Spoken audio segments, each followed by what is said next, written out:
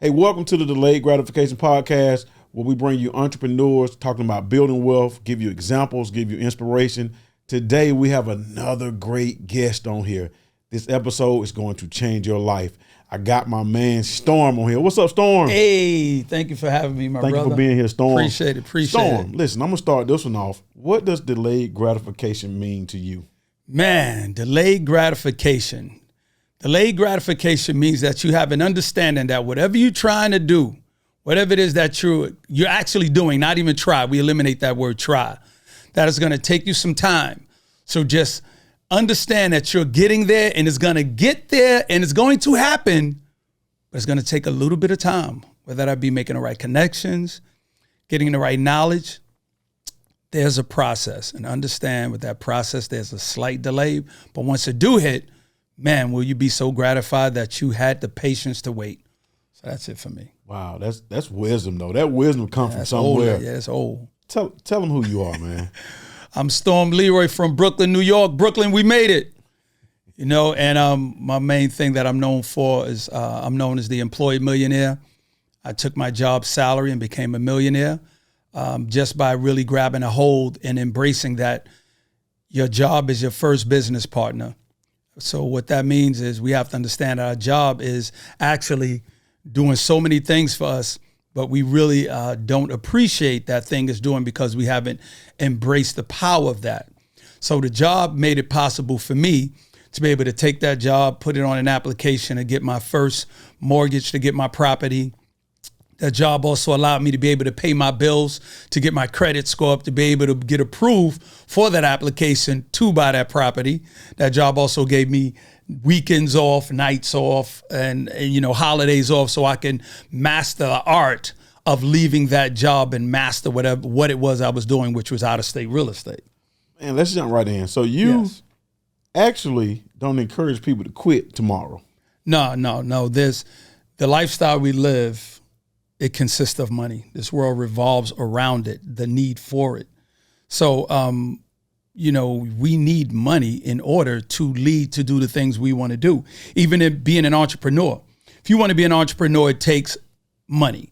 You know, whether that be you need cameras, you need video, you need supplies, you need something. So when you hear people say, oh man, I did it all with nothing, that nothing doesn't mean they didn't do it with money or they did it without money. What they saying, that nothing could have meant resources, relationships, the actual devices or whatever it is they needed. They didn't have that thing. But trust you me, there was some money that comes into play here. So if you have a job, why would you quit that job to now go out and get someone to try to fund your dream when actually you just threw it away? A lot of people make the biggest mistakes by becoming frustrated with their job and saying, you know, I don't want to quit my job and become an entrepreneur. But they don't even know what that entrepreneur thing is. It's the frustration of the job that's leading them to quit. When in actuality, you're putting yourself out there the wrong way. You want to be able to say, I want to become an entrepreneur to change my lifestyle because I don't want to work anymore. Not I want to quit my job, then become an entrepreneur and try to figure out how to make money. Entrepreneurship should come in as a replacement to the job. So frustration could lead you to do a lot of misleading things. You know, I was in that space where when I first got my job working for Verizon, it was something I never thought that I would be there that long in actuality. Why when do I you got say the that? job. Why do you say you would? Because I came from a world of being, you know, sort of an entrepreneur. You know, I was in the music industry, so I didn't have a job. I ended up opening up, having barbershops and starting my own businesses and things like that all throughout. And then there came a time in my life where I said, you know what, you know, some things went on where I was doing, let's say some white technology crimes, but they weren't considered, you know, crimes at the time. You know, I was dealing with cell phones back then. And when things kind of hit that bump in the road, because, you know, all good things come to an end, especially fast money comes to an end. And I was actually put in a situation where literally I had to choose between giving up that fast money and going to get a job at Verizon or taking a chance to keep making that electronic fast money and going to prison. When did you go get this job at Verizon? Verizon started in 1995. I think it was 95, 96. 95. Yep. Okay. How long did you stay there? Here's the thing. I stayed there at Verizon till 20 years. You stayed 20 years. 20 years. And let me tell you how that happened. When I bought my first property in 1999, so real estate was a way different space than it is now. So I bought my brownstones of Brooklyn, New York for like $350,000. You know, they worth almost like $200 million now, right? But it wasn't those properties that put me in the position I am. But buying real estate, doing that thing then when I got that property in 1999, having a job, putting it on an application, doing that. So now I needed that income because I had a mortgage to pay. And even though it was rented out and I have a tenant, I still needed that salary to supplement the other portion of the income. So now I'm kind of locked in at the job. But what the key thing was, which my dad, who inspired me to get into real estate, one of the key things no one talks about when getting into real estate is the aspect of becoming a landlord. When I became a landlord, it's like I lost control and went from becoming a dream to becoming literally another job. Why? I had other people who can tell me what to do, when they could pay me, where I had to be. Phone calls late at night, I'm locked out, come let them in. I'm not, the rent's late. Or, you know, I got half now. I got a little, I got this much now. I'll give it to you next week. Like, that's the part. Don't get me wrong. Real estate is definitely one of the cornerstones to building wealth, especially legacy, building that. But the realistic conversation that we need to have is the landlord. That's a whole book within itself, being a landlord. So once that happened to me, I said, you know what? I don't want to do this because I had a job already and I didn't want to deal with that. So I actually stopped buying real estate. So you bought one and got frustrated a little bit. Yeah, actually, I bought two and I got frustrated. Okay. Yeah, because I was doing them simultaneously, literally. Because back then, when you bought a property, here's some game. Like when you get the loan to do the property, we also took out a construction loan. Yes. A construction loan, they would just give you that. Like, okay, how much you need? I need $250,000 to do the work. Okay, now I would take most of that money and go buy another brownstone. That's what we was doing back in the 90s. You know what I mean? So that was sweet. Yeah. That really paid off big time. But now, once I did that and I said, I don't want to do this anymore because of that, the headache of the tenants. So then I'm locked into the job. 2015, so think about how many years later. That was like 15 years later.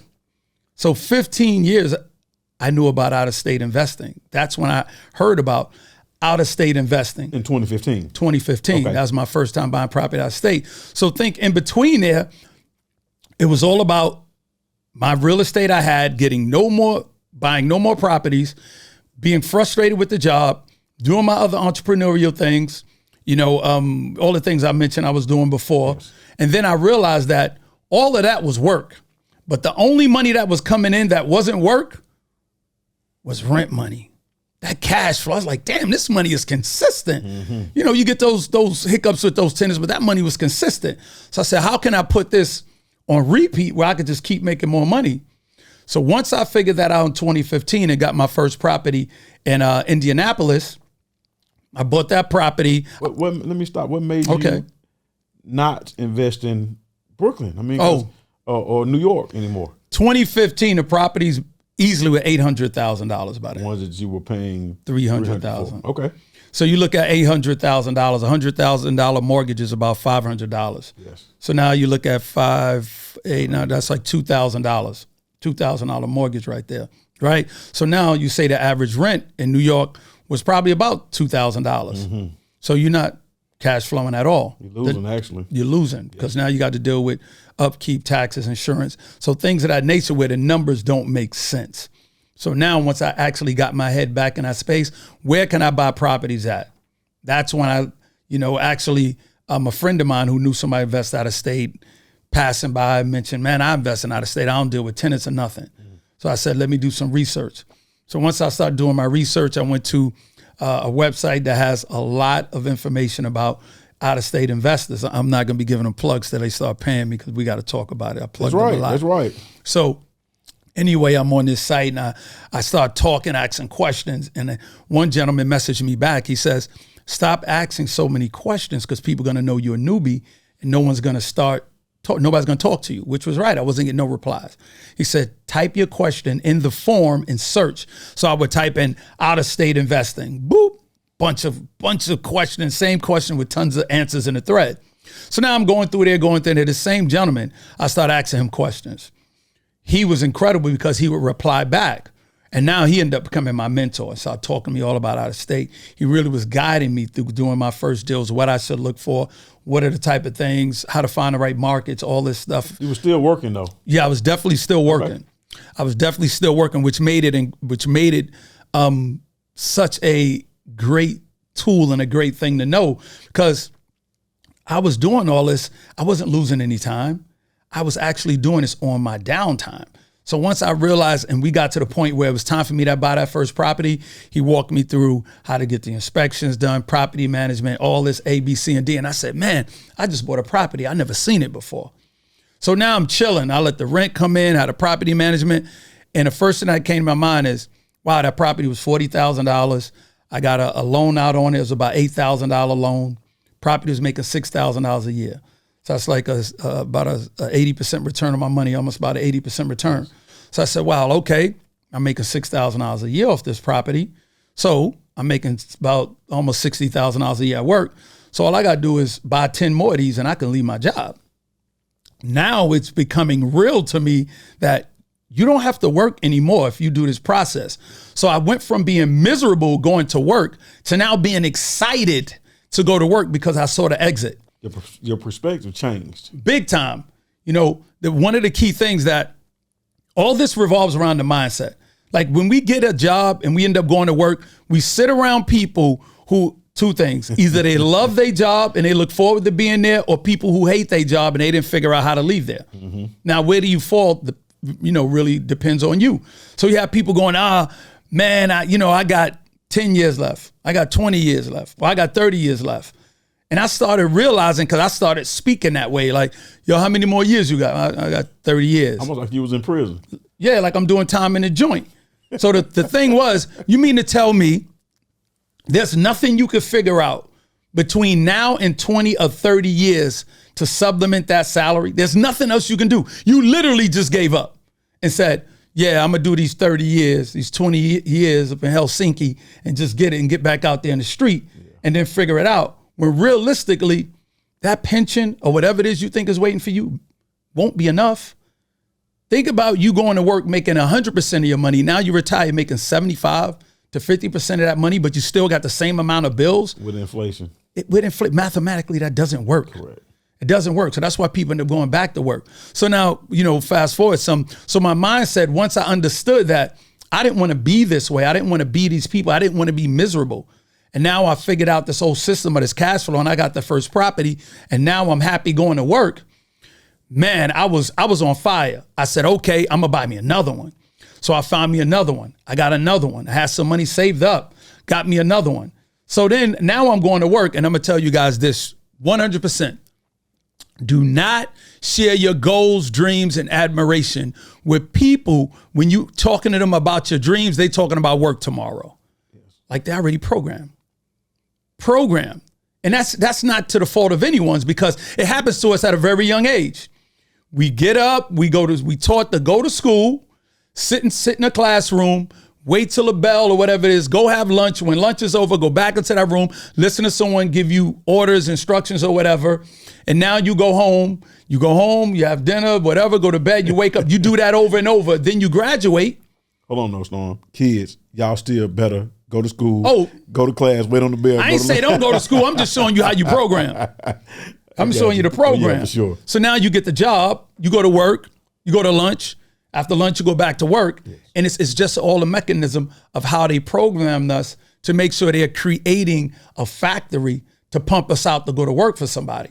And there's nothing wrong with that. But you have to make a decision to yourself. Is this something that's going to change my life and my legacy? Who am I doing it for? My family? Does this job come with a ceiling? Does this job come with the knowledge of showing me how I could create my own business? Because if you look at the most wealthiest people in the world and businesses that were created, I hate to say it, but most of them don't have college degrees. Yeah.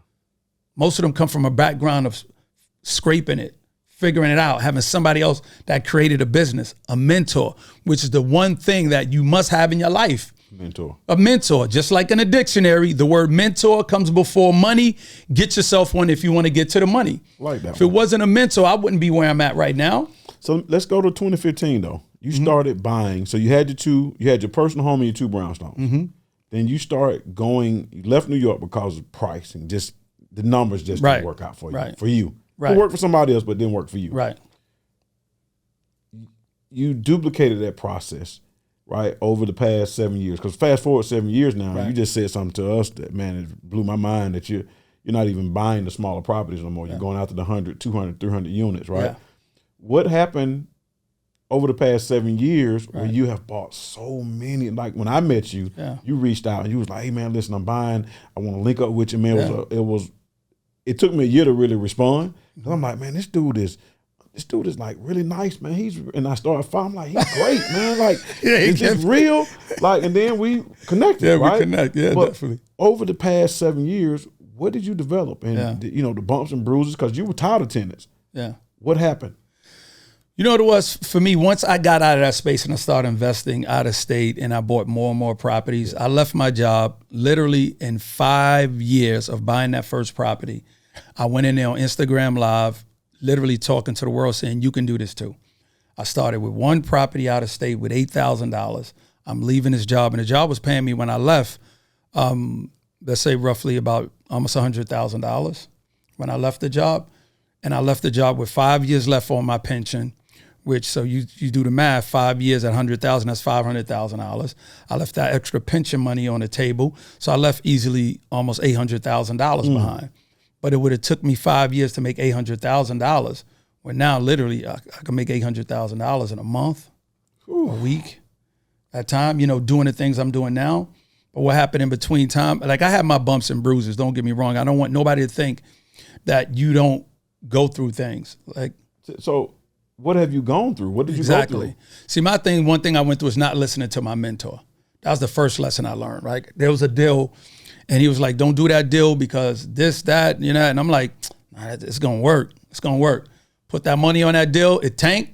And I had to go tell him. It's like, yo, I said, listen, he said, I told you not to do it. So that was one lesson. But then also there was just changes. There were things where even though you don't deal with tenants, property management, deal with them, you get calls to make decisions, on, okay, let's say if this tenant's, I deal with mostly Section 8. I deal with programs, we work with veteran housings, all that stuff. Guaranteed money is all I deal with, but you may have some tenants in there dealing with duplexes and quads where they've been long-term tenants, which I love. Some of them might have a rent issue. So, you get a call, well, they late on the rent or this happened or something happened. I go, you know what? I'm fine with that because I only buy properties where tenants been in there. Long-term tenants, that's not a program. They've been in at least over a year, 2 years, and they've been proven to not be late on rent no more than once. Everybody will have a hiccup. So I know the odds are that they're late. They don't have a pattern of being late. So something really went wrong. So I don't really get too carried away with that happening in my life now. But the only, and I don't want to make it sound like really, really traumatic things happen, but I haven't really had that one big thing that would happen because I put things in place. The default system. That's what I was gonna say. Like what do you put guarantee in place? Rent. Guarantee rent. So like Section 8, veterans, or the governmental programs. So you love those programs. Love them to death. The government's never late on rent. When COVID happened, a lot of my friends who had a lot of regular tenant properties, they were like, yo, I'm not getting my rent. Storm, yo, what you going through? I was like, man, I can't relate. Like, I really can't because the government is paying, and I had this system in place before COVID, like 2015. First property I bought was Section 8. And the reason why it was so important for me and my mentor even put that in place for me to buy Section 8, because when you buy a tenant-occupied property that has a Section 8 in there, you inherit now that Section 8 property. I don't have to go down to the court, go down to now file a property as Section 8. I already inherited the owner's certificate for being a Section 8 property. So when somebody moves out, easy, add water, stir, do the same thing. Like, I just wanted to go the easiest route. So for me, I have very few problems, but I have had some problems, but none that would make me go, I didn't want to do it anymore. 2015 to 2022. I'm going to get personal. Mm-hmm. How many doors? Now, well, when I... In between, about 36. 36 properties. When you're saying doors, I had duplexes and quads in there. So they say roughly about 40 something in there. How many did you not see? How many did you not walk on the grass, touch, grab the door handle before you closed them? All of them. I never seen none. Like some now I've seen. I come to Atlanta and I might drive by. Yo, I think I got an address over here. But buying them, never. Never. You know why? Because here's the thing, and this is something that's very important. If you want to do something, you want to scale, you have to learn to delegate. That's just in every form of business. But the great thing about real estate is there are people called inspectors. Yes. Inspector is going to go out there, inspect the property, and let you know the property is real. And here's the condition of the property. But since I buy tenant occupied properties, now I send a property manager out with the inspector. Property manager's purpose of going out with the inspector because he inspected tenants. He let me know how the tenants are living. Is the house well kept? Is it hoarders? What's the condition? Because he don't want to inherit that problem. So now I got the inspector telling me the property is good. And now I got the property manager telling me the tenants are great. That's a home run. I don't need anything else but the rent roll, my funding, appraisal, and I'm done. Put a bow on it. Now I'm going to go to the next one. I don't need to see that property. I don't care the color. I don't care what they painted. All I care is the inspector tell me is great. The neighborhood, let me tell you why I really don't care about the neighborhood. And this isn't a negative. Long-term tenants, when somebody's been living somewhere for 8 to 10 years, the neighborhood's pretty good. Or they would have left a long time ago. I don't like the areas where people constantly moving in and out, in and out, in and out, in and out. That's the area that's a problem. So think about so much I'm learning. Long-term tenant, most likely area is good.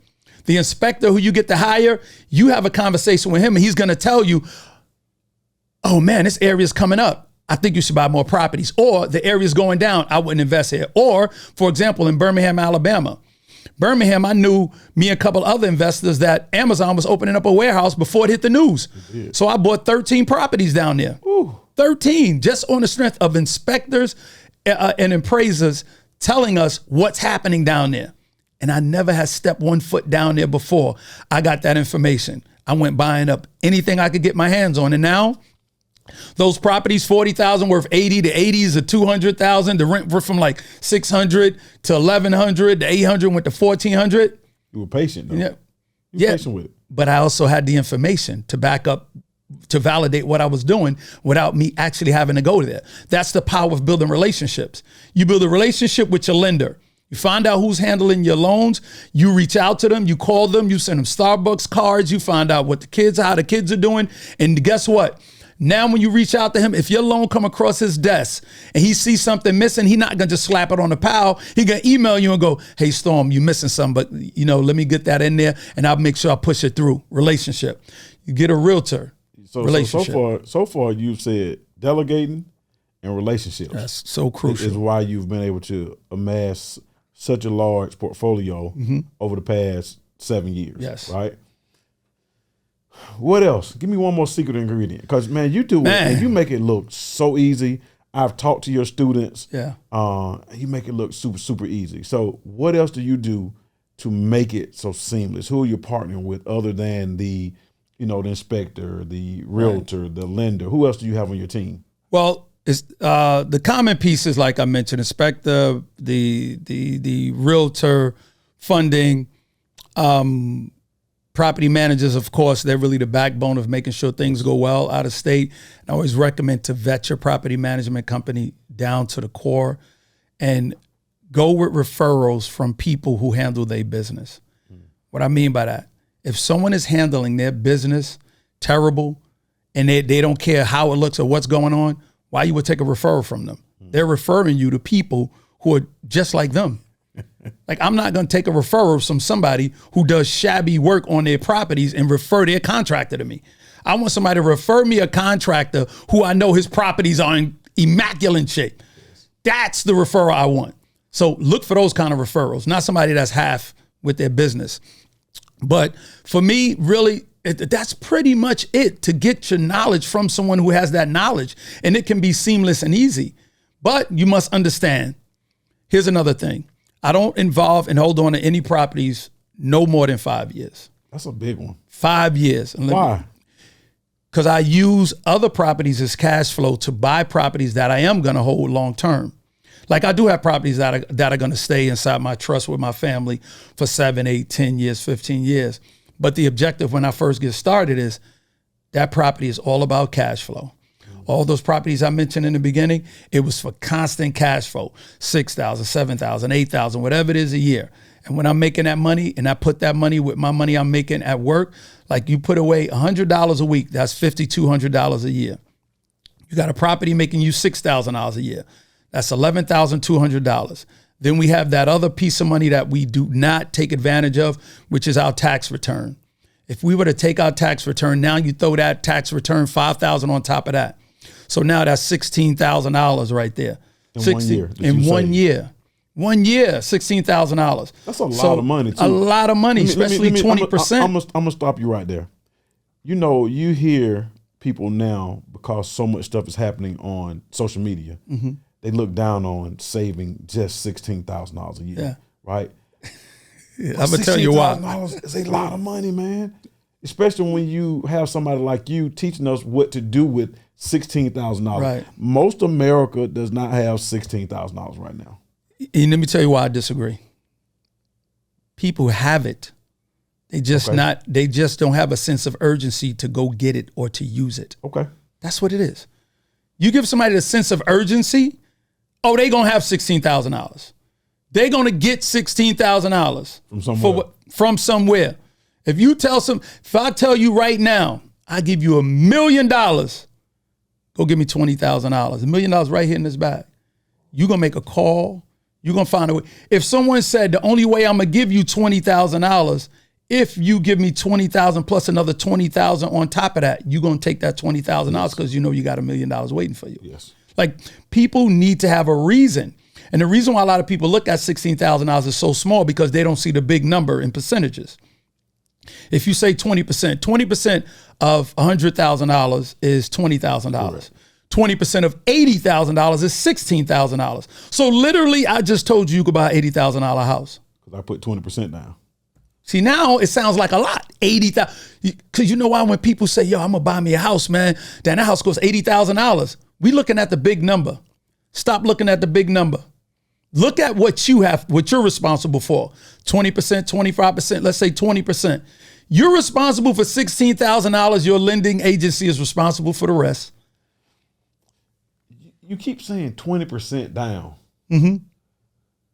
But that's still a lot of money, 20%. Because I hear a lot of investors saying they're getting 0% down. Oh, yeah. They're getting, and they're out there, but you're training people to think to have something. Yes. You said $100 a week plus my income taxes, plus you had $5,000 from somewhere else, right?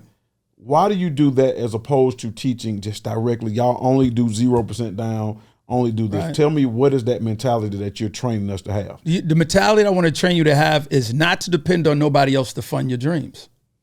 Wow. Because if you sitting there going, I'm going to get it from here, I'm going to get it from there, then guess what?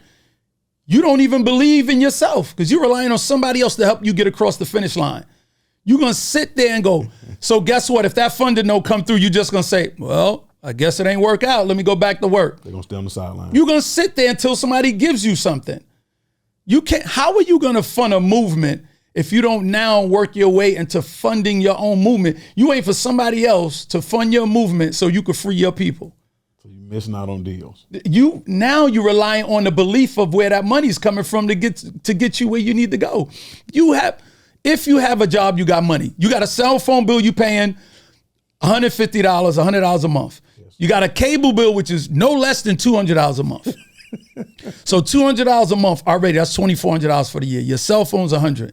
That's another $1,200. That's $3,600. I don't want to wait a year, though. I don't want to save up and wait a year. So you know what you do then? What? Group economics. I tell people, invest in your education, money will follow you. Once you invest in your education and knowledge, and now you can sit and have a civilized conversation, a realistic number conversation about how you can take somebody else's money and invest in your belief of what real estate could do for y'all as a group. And reason why I say civilized, because you'll hear people have conversation about investing. They be like, yo, y'all so stupid, man. We need to put our money together and start doing something. My man, see, who can work with you like that? I understand you have passion, but you can't be saying, yo, y'all, we need to do this. We need to do that. Because we hear it all the time. We see videos all the time. Their passion is there, but they didn't invest in any knowledge. If you invest in the knowledge and sit down and say, You know what, family, I want to break something down to y'all. I have a mentor. And my mentor's been working with me and telling me about the power of group economics. Oh, really? What's that? Oh, here's a property. This property costs $100,000. There's a tenant in there. The mortgage on a $100,000 property is $500 a month, but there's a tenant there paying $1,200. So we can literally make $800. I think it's $800 a month. So now all we got to do is come up with $20,000. But there's a program, or even if I'm not even going to the program, let's forget I even said that. I'm gonna stick to the base. $20,000, right? But guess what? I got $3,000. You got a good job. You got a 401k. You work for corrections, or you work for transit. You work for sanitation. Like, now, if you put in $5, I'll manage the property. I'll run it. This is how much we can make every month. All of our names will be on the LLC. So once we get the LLC, all of us got a piece invested in it. So now it's a sense of security. We don't have to worry about it. And now I make sure y'all get statements. Here's an example of what a statement looks like. Pass around a statement. This is what, you see how civilized that sounds? Because knowledge. Let me, you made that seem so easy though. So why now where do I, because even when we Google it, we don't get that breakdown like that, Storm. You know what? You see the key thing you said? You said Google, I said mentor. Oh, okay. So it's a difference? It's a big difference. Do you believe everything on the internet, or we have to siphon through what's on the internet? That's one thing I never forget, that like, it's like what I heard. It's like you can find anything you want to believe in on the internet. Like people will search over and over till they find the answer that match what they believe in. What they believe in. Yes, they could, I mean, you could search and be like, nope, that's not it. Nope, they'd be like, nope, they wrong. See, I told you. I finally found it. I finally found something. Barbershop talk. I finally found something that agrees with me. Yes. That's what it really becomes to. So you can really change your life, change your legacy by understanding group economics. So once I started investors, and my mentor told me about partnerships, that's how my portfolio exploded. I said, why am I going to take, for example, $20,000 about $100,000 property when I could partner with somebody, we get $200,000 properties. He got 20, I got 20, we get 2. The reason why that's so important, because now when you do your taxes, you're not writing off one property, you're writing off 2 properties now. Now it's depreciation on those 2 properties. Now it looks totally different now. Do you teach that? 100%. I teach LLCs. I teach group economics, and the power of the LLC is when you have a home office, for example. If you have a home office, now you could write off light, gas, portion of your mortgage, portion of your rent, your car mileages. There's an app called Everlance that can do that. You could write off expenses of trips. I'm out here now. This is a write-off for me. Put this on my business credit card. Now I had a reason to be out here. I have property out here. Yes. So now my accountant writes all that off. And I tell people, even if your business is not making money yet, open up your LLC. All this is depreciation and write-off. You taking courses, you're taking classes about whatever it is, that is a write-off. Stop thinking you have to start making money. That laptop you go buy, that printer, that desk, all you need is an office somewhere in your house. And it doesn't have to be the entire room. That's a whole lesson. Of course, but it's a lesson we need, because the biggest thing that we're not taught is how to run our business like a business. We taught on how to run our business like a hustle. When you run your business like a hustle, you're going to treat it like a hustle, and you're not going to maximize the potential. We get upset when wealthy people, they write off every single tax, and then they go, well, Amazon pays no taxes. This person, this rich person pays no taxes. Why are you mad at him when you can literally do the same doggone thing? Because the rules are the rules. The rules are the rules. Taxes benefit those that provide housing and jobs. Repeat that. Taxes are designed to benefit those that create housing and jobs. And you know why? Because you could tax a company one time taxes. But guess what? If I hire you, they could tax you several times. They tax you on your rent. They tax you on your checks. They tax you on your card. They tax you on food. But I'm a business. I don't eat. I don't live nowhere. You only could tax me one time as a business, but I tax you. I thought you were just a real estate guy. See, this is one thing for me. When I got into real estate, my brain has always been that thing of, I tell you, I always had an entrepreneurship thing in me. And I always say that when you have a conversation, especially with somebody like me or anybody, I expand beyond real estate because it's the growth. Like legacy is a big conversation for me. Setting up your trust after you have their properties. I got a question about that. Yeah, definitely. Having your trust, having your life insurance policies in the name of your trust, your bank account in the name of the trust. I opened my first trust in 2019 and I've never been the same since. 2019. 2019 was my first trust. 3 years ago, because man, when I hear you teach on trust, yeah, I've never seen anything like it before. You're actually, although I've been in the business 28 years now, right. You're actually the first person that taught me about trust the way you taught me about trust. Wow. And I'll say this, when we did them early on, the late 90s, we were just doing it because everybody say, putting in the trust, they can't find you, you can't, all the other stuff that you do it, but we had no idea, I didn't at least anyway, how it really run, because it was basically another LLC, right? Right. So tell me, 2019, why a trust and which trust? See, that's dope. I love it, man. You know, you get me in my space, man. You get in my groove. When I wanted to, once I got my property, I said, okay, I want to leave it to my kids. Mm-hmm. You know, I want to leave it to my family, to my legacy. So then my attorney was like, well, what you need to do is you need to create a trust. I said, all right, tell me about the trust. I said, yeah, you leave the trust. The trust now dictates who gets the property, how if they can sell the property, how much percentage you could do this and that. And he started going into it. I said, all right, bet, let me look into it. So what I did was in New York, it was this snowy day. And I said, who designs a trust where we talk about all the time? Rockefeller Trust. So what I did was looked online, pulled up Rockefeller Trust from 1934. I said, I'm going to read this damn trust. Rockefeller had a trust in 1934? 1934, his trust was activated. His trust, the Rockefeller Trust from 1934. There's also a great read called What Would the Rockefellers Do? What Would Rockefeller Do? Read that there, blow your mind. So now I'm reading his trust and I understood now he take his money, give it to a generation, give them a portion, put this money in a brokerage account for them, only give them a portion when they reach a certain age. So the money compound interest over a certain amount of years. And I'll give an example of a breakdown. For example, let's say you have $500,000. Mm-hmm. You leave $500,000 in your brokerage account for your grandchildren, 21 years at 6%, the $500,000 turns into about $1.7 million for your grandkids. So you don't leave them 1.7, you give them like half. Let's say that's like about almost $800,000.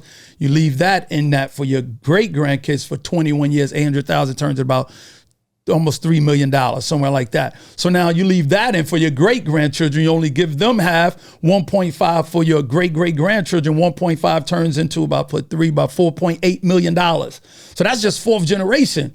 That's almost $5 million for your fourth generation.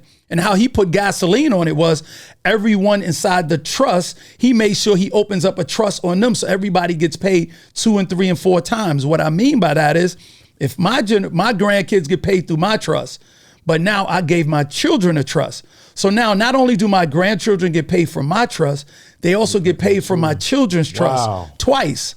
So now my great grandchildren, not only do they get paid from my trust and my children's trust and my grandchildren's trust, they get paid 3 times. So the Rockefeller family still got money.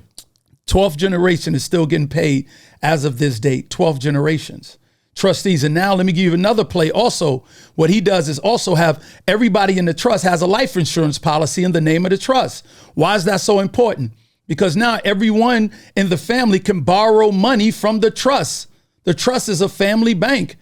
So my trust is designed the same way where now when my grandkids get a certain age, they can now come to the trustees and say, I have a business plan. Present the business plan, and if it makes sense, the trustees will now loan them the money from the trust. They ain't gonna give it to them. It's a loan. Okay. It's a loan. They got to pay it back. You have to pay that back, and that money goes into the trust. And that trust will always be funded through life insurance policies. Why? Because everybody dies one day. We have to stop looking at death being this taboo thing. And now we have to say, I'm going to put up a life insurance policy on my mother, my father, my grandmother, my brother, everybody. And I literally tried to include outside members of my family, talk to my sisters, my uncles. Y'all don't have a life insurance policy? I'm going to put a life insurance policy on you. I'm going to do this. Soon as I wanted to open up policies on them, they kids come out the woodworks. Whose name going to be on it? Who's going to start collecting? I see now, none of y'all cared nothing about your parent until I came along, and now y'all want to know. This ain't to benefit me. This money, I'm going to create a family trust with that policy. But see, people don't get the picture because we were never taught We start thinking selfish, self-wealth. No matter how much some people say, I want to create generational wealth, I want to do that. But when people actually get money, if you don't have paperwork, it's self-wealth. If you don't have something in writing saying what it's going to do, it's self-wealth. I had a partner of mine, a friend of another friend of mine. He died, left all his properties to his daughters.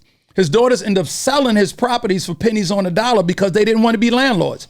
The biggest mistake we could make is assuming our children want to be what we are. Correct. They might not want to be in real estate, so don't assume that. It might not be their purpose to be in real estate. Their purpose. Yes. So like my trust, for example, strictly states that my investment properties, not my main ones that's going to stay in my family, yes, those are all going to get sold. That money is going to now go into the brokerage account and do what I just described. Whether that be 1.1 million, 2 million, $3 million, I know it's going in at a brokerage account for this next generation, 6% interest, 21 years, over and over and over again, because I don't want to leave investment properties to my grandkids or great grandkids knowing that's not what they want. Now, my main long-term hold properties, those will be my primary residence, some other properties that I will leave for my kids to live in that they will have forever. But investment properties, imagine leaving 20-year-old, 30-year-olds, 20-some properties, 30-some properties. They sell them the first day they step out the house. Soon as somebody say, oh, you could get this for it. Yes. Most of them anyway. Most of them, yeah, because it's the value. They don't see the value in something they didn't work for. They see the money now. So it's educating and knowledge. Like one of the biggest things that we spoke about this earlier, I want to tap into that, is that people always have that thing when you hear, why did they sell grandmama house? Why? Why did they sell grandmama house? They should have never sold grandmama house. Grandmama house worth this much. Grandmama paid $80,000 for it. It's worth $2 million now. And I always say, yeah, you need to sell grandmama house. Do you? You need to. You know why? People to sell grandmama house? 100,000%. Because you know why? Nobody who she left that house to most likely will qualify for a $2 million loan. That's what we don't see. The money is in the walls. $2 million in the wall. If you walk into that bank and say, I'm going to do a cash out refi, $2 million, not even $2 million, because they give you, let's say 80%. Correct. So let's say 1.6, $1.8 million. The bank going to go, okay, let's get your pay stubs. Now they look at your pay stubs and go, oh, you don't qualify to pay back this kind of loan. Now what's the option? Now you can rent it out. Let's say you get $3,000 rent. It's 3 siblings.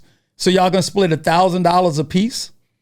When grandmama would probably look down and go, the reason why I bought this house is for it to gain value, to change our legacy. The biggest problem is people didn't get knowledge on what to do with that $2 million when they sell the house, or that $1.8 million. That's the problem. If they become educated financially, now that money will change the legacy. People have heirlooms they hold on to, and I don't believe in holding on to heirlooms and all that. Because when somebody bought that thing and said, I'm going to leave this for the family, they didn't say, I want you to hold this forever. They knew it was going to gain value. They knew that artwork would be worth something one day. And they knew that thing that would be worth something one day could change the landscape of your family. So is that why you put everything in a trust and tell them what 100%. What I'm going to do with a $5 million painting on my wall and I live in a $300,000 house? How much sense that make? What am I do? Even if I live in $1 million house, what am I going to do with a $5 million heirloom, a $3 million that was handed down over and over again, knowing that I got my nieces and nephews behind me that I can impact by saying, let's sell that and put that in a trust. Let's set them up with life insurance policies and put them all in a trust. Let's take that. Don't you think grandmama would go, baby? That's exactly what I wanted for us. Because think about it. I'm only 3 generations away from slavery. Most of us are. Wow, that's deep, Storm. From slavery. That's deep. My oldest brother remembers signs of saying colored only. My older brother is in his 60s. He remembers that.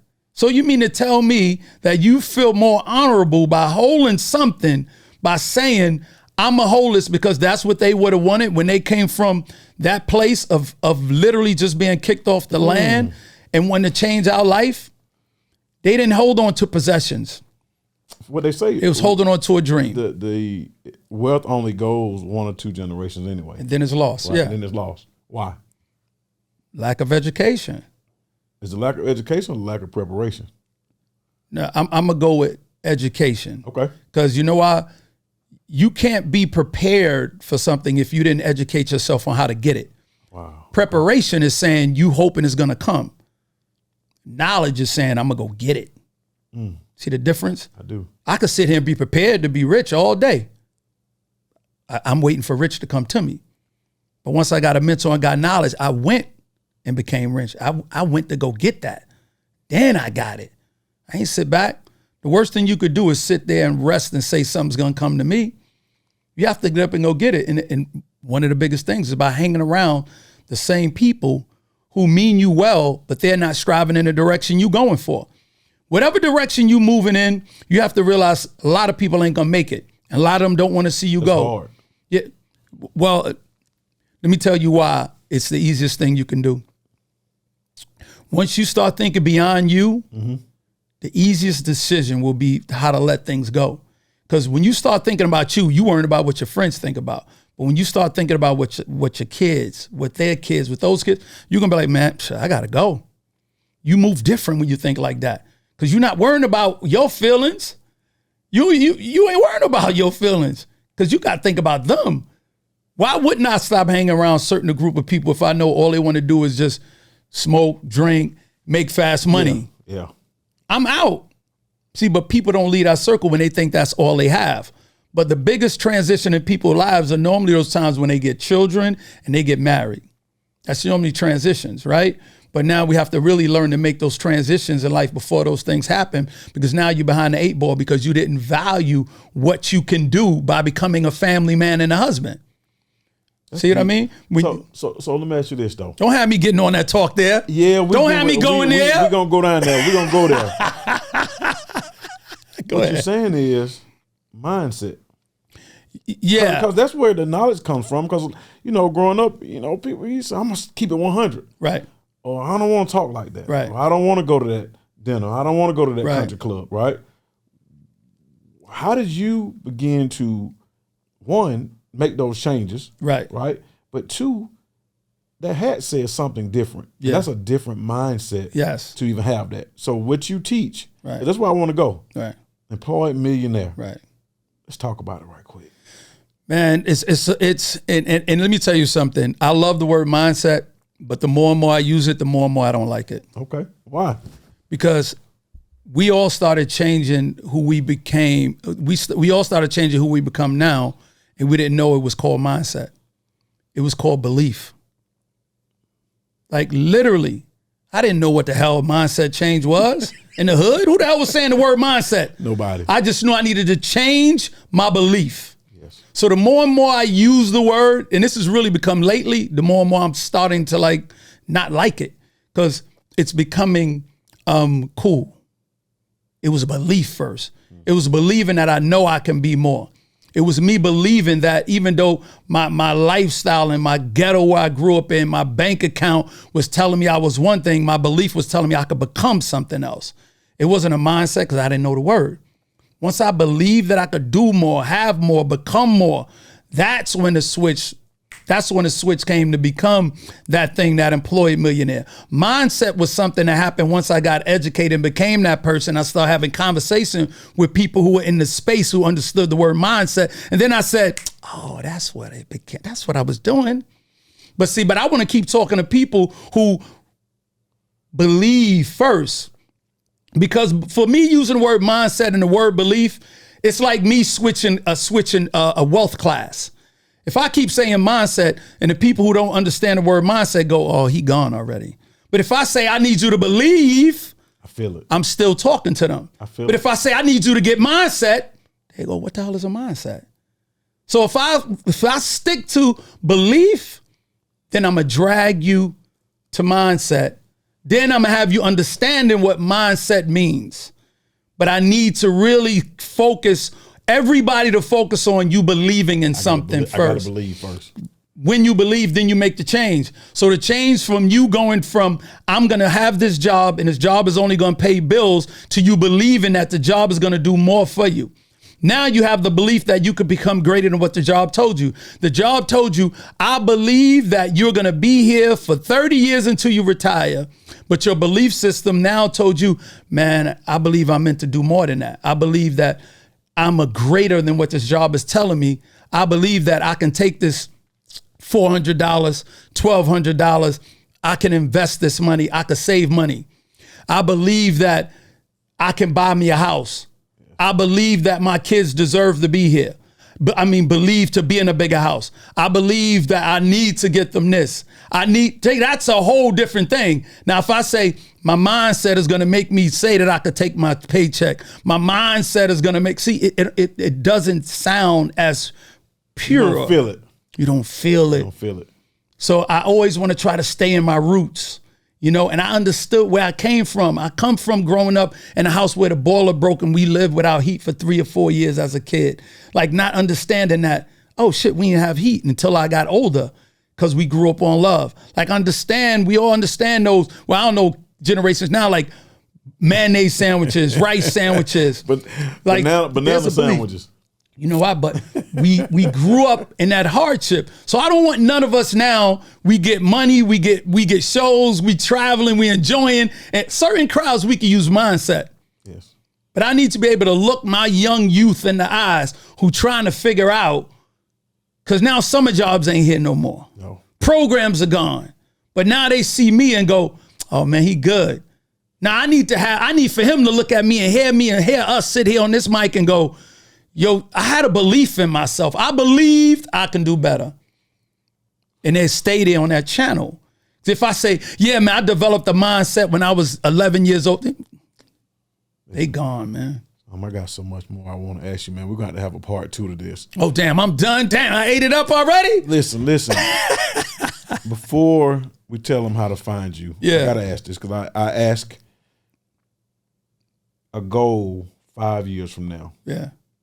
What is that goal, and what are you willing to sacrifice, delayed gratification, right, to reach that goal? Give me a goal. So, my goal 5 years from now is to impact 1 million people, and with the help of my partners, Ash Cash, Marvin Mitchell, Path to Prosperity, I know we're gonna touch 10 million people. Ooh. Like that. There's nothing stopping us from doing that but ourselves. The universe has spoken. The universe has spoken and said, I'm going to fund you guys with enough fuel, which is money. Money is energy. Money is fuel for our ship that we're running. So we need that to touch these people. So that definitely is the goal to impact millions. What I'm willing to sacrifice is the time that I have to do other things. The enjoyment, that delayed gratification to know one day I'll be able to take all the trips, spend all the time with the kids, grandkids, and travel where I want. But for now, there's a purpose while I'm here, while all of us is here, while we sitting here. This moment in time didn't just happen when you hit me and said, Storm, come to the show. No, this started back in 1999 when I bought my first piece of property. When we think about it like that, we will now see things differently. We will look down time differently. We will stop thinking that, oh man, I called you to get here and then we're going to do this. Oh man, so next week we're going to do that. Because if the furthest you could see is next week and next month, how are you really thinking about your generations then? Everything I do is dedicated to me putting something in writing with an initial and a signature that says 4 generations, 5 generations. I love it. That's where it has to be. Listen, I'm going to say this. About a year ago, I had you do something that you normally don't do. Oh boy! And you know what? And you talked about this. You talked about you speaking on new stages. You saw it. You worked at it. Yeah. You remember what you told me? You said, "Man, I'm gonna be in Florida, and I got a speaking engagement, and I'm starting to see it now." Yeah. You laughing about what I had you do is walk that property, but. This is bigger than I'm talking about the conversation we had in the car. It was me, you, and Beyond. My brother Beyond went. Yes. And you said, this is what we got to do. That's powerful. And so I know and I believe in 5 years, you're going to touch that 10 million people. Yes. Because what you say you're going to do, you do it.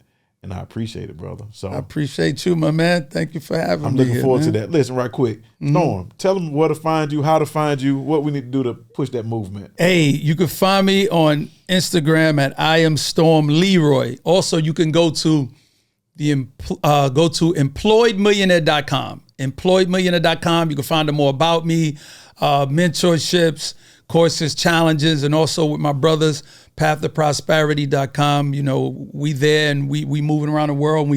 The key thing is collaboration is the new currency.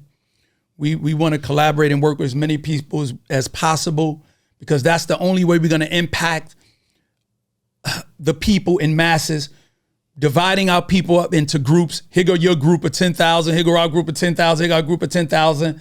And now when somebody says who they're with, it sounds like a gang. Yes. But if we all could just get together and get everybody together and we have one accord to do something, I'm not saying we got to have this one big company together.